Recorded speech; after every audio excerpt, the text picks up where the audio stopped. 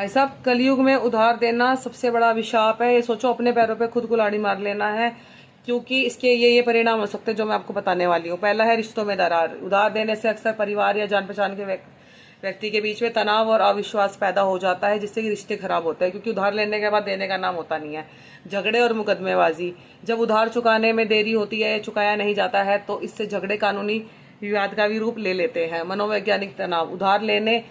उधार देने वाले को अक्सर अपने पैसों की चिंता रहती है, जिससे कि वो मानसिक तनाव और चिंता में घुस जाता है और डिप्रेशन में भी जा सकता है कि भैया मैंने तो उसे पैसे दे दिए, वो दे ना रहा पैसे।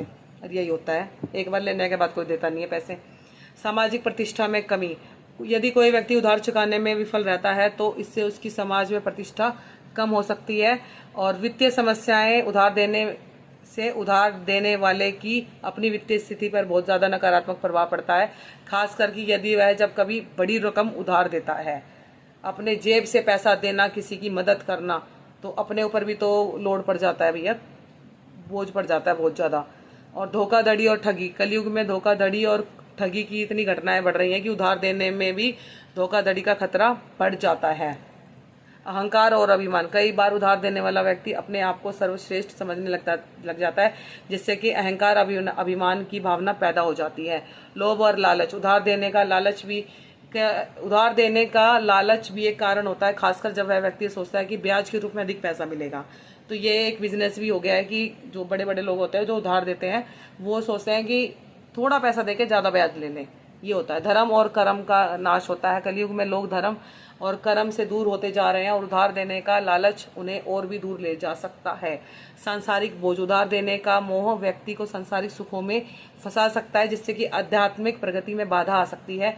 तो यही सब कारण है, 10 ये मेन इंपॉर्टेंट कारण है जिसकी वजह से उधार देना एक अभिशाप माना जाता है। और सच्ची बात है भैया, उधार देना सबसे बड़ा गलत है। मैंने तो खुद अपने बच्चों को ये चीज़ सिखाई है, बेटा जेब में पैसे हो तो कोई चीज़ लो, लेकिन उधार कभी मत लो, क्योंकि वो एक बार अगर इंसान को उधार की लत लग जाती है ना, उधारी की, तो भैया वो फिर सब कुछ बर्बाद कर देती है। इसीलिए थोड़े में रह लो, सुखी रह लो। और ज़्यादा के चक्कर में उधार ले लो, फिर चुकाया ना जाए, फिर ज़िंदगी चुक जाती है उस चक्कर में।